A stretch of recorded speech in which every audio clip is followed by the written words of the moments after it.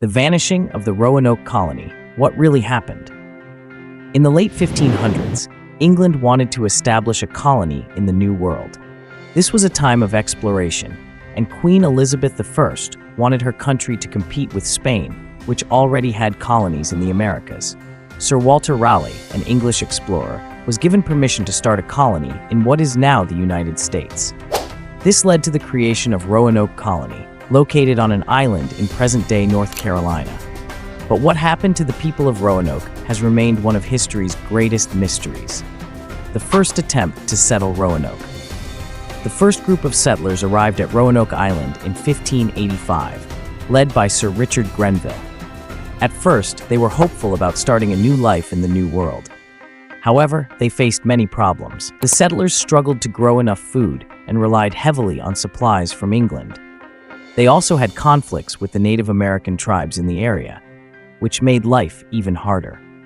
By 1586, they were so desperate that when Sir Francis Drake, another English explorer, stopped by the colony, the settlers decided to leave behind the colony and return to England. Even though this first attempt failed, Raleigh was determined to try again. He believed the New World had great potential for England, and he didn't want to give up. The second group of settlers. In 1587, a second group of 115 settlers was sent to Roanoke. This group was led by John White, an artist and mapmaker. Unlike the first group, this one included families, with women and children, making it clear they intended to build a permanent settlement. Among them was White's daughter, Eleanor Dare, who gave birth to the first English child born in America, Virginia Dare. The settlers began rebuilding the colony and tried to live peacefully with the Native Americans. But soon, tensions rose again. The settlers ran into the same problems as the first group. They had trouble growing food, and their supplies from England were not enough. John White's journey back to England. The settlers decided they needed more supplies to survive, so they asked John White to return to England to get help. White was hesitant to leave, especially since his daughter and granddaughter were among the settlers, but he agreed. He left Roanoke in late 1587, promising to return as soon as possible. Before John White left for England, he instructed the settlers to carve a message indicating their new location if they decided to move. However, when White reached England, he found that his country was at war with Spain. England's navy was focused on defending the country from the Spanish Armada, and no ships were available to take White back to Roanoke. He was forced to wait for 3 long years before he could return. The mysterious disappearance. When John White finally returned to Roanoke in August 1590, he was shocked by what he found. The settlement was completely abandoned. The houses and fort were gone, but there were no signs of violence or a struggle. Instead, everything had been carefully dismantled, as if the settlers had left on purpose. The only clue was the word CROATOAN carved into a wooden post and the letters CROW carved into a nearby tree. As White had told the settlers to leave a sign if they decided to move, and this seemed to indicate that they had gone to CROATOAN Island, now known as Hatteras Island, where a friendly Native American tribe lived on the island and might have welcomed the settlers. Some historians believe the colonists may have assimilated with the tribe, learning their ways to survive. Archaeological findings, such as European tools and pottery discovered on Hatteras Island, support this theory. However, no definitive evidence, such as records or family members directly linked to the settlers, has been found. White wanted to search for them, but bad weather and damaged ships prevented him from going to CROATOAN Island. Heartbroken and out of options, he returned to England without finding the settlers. He never saw his family again. The inland migration theory. Another theory suggests that the colonists moved inland, possibly to find better farmland or to avoid problems with unfriendly tribes. This theory became more popular with the discovery of the Zuniga map, a 17th century document that shows a potential relocation site along the Chowan River, about 50 miles inland. The map includes a hidden marking, interpreted as a fort, which some believe could have been built by the colonists. Recent archaeological digs in this area, known as Site Tex, have uncovered European artifacts, including pottery and tools, that match the time period of the Roanoke settlers. While these findings are fascinating, there is still no conclusive proof that the settlers lived there permanently. Death by hostile tribes.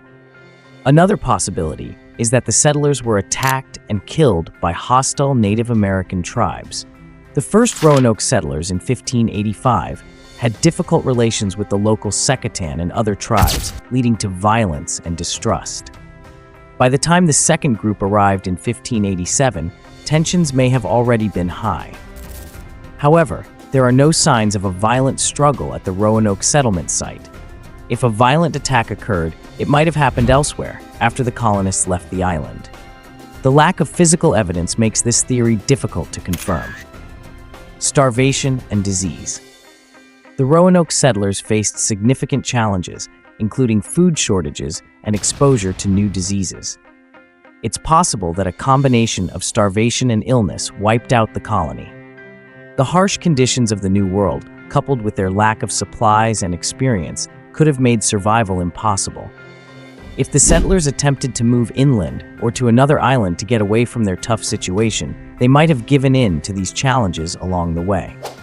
This theory suggests that the settlers carefully took apart their homes because they might have needed the materials for their journey. Spanish attack. During the late 16th century, England and Spain were strong enemies. Some historians have guessed that Spanish forces, based in Florida, attacked and destroyed the Roanoke Colony to undermine England's colonization efforts. Spain had the resources and motivation to eliminate an English settlement so close to its territory. However, there is no evidence of Spanish involvement. No records of an attack have been found, and no artifacts or signs of conflict at the Roanoke site point to a military encounter.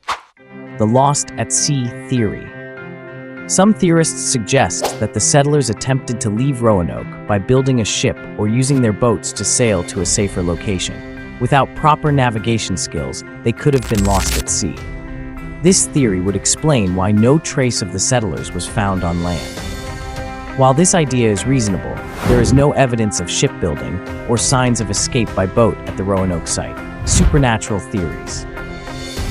More imaginative theories propose supernatural explanations such as curses, alien abductions, or mysterious disappearances caused by unknown forces. The word CROATOAN has been linked to strange events in American folklore, including the unexplained deaths of writer Edgar Allan Poe and the disappearance of Amelia Earhart. Although these theories are interesting, they have no real evidence to support them and are mostly ignored by historians and archaeologists. A combination of factors. It's possible that no single theory fully explains what happened to the Roanoke settlers. A combination of factors, such as starvation, disease, conflicts with tribes, and relocation, could have contributed to their disappearance. The settlers may have split into smaller groups, some may have joined the tribes, some may have moved further inland, and others may have died because of the difficult conditions. The legacy of Roanoke. The story of the Roanoke Colony is a tale of hope, hardship, and survival. It reminds us of the challenges faced by the first English settlers in America and how difficult life was in the New World. Though their fate is still unknown, the Roanoke is not just about loss, but also about the resilience and determination of early settlers who dared to build a life in an unknown land. Their story has inspired countless books, films, and theories, keeping the mystery alive for more than 400 years. As archaeologists uncover more evidence, the mystery may one day be solved. Until then, the mystery of the lost colony remains one of history's most fascinating unsolved cases.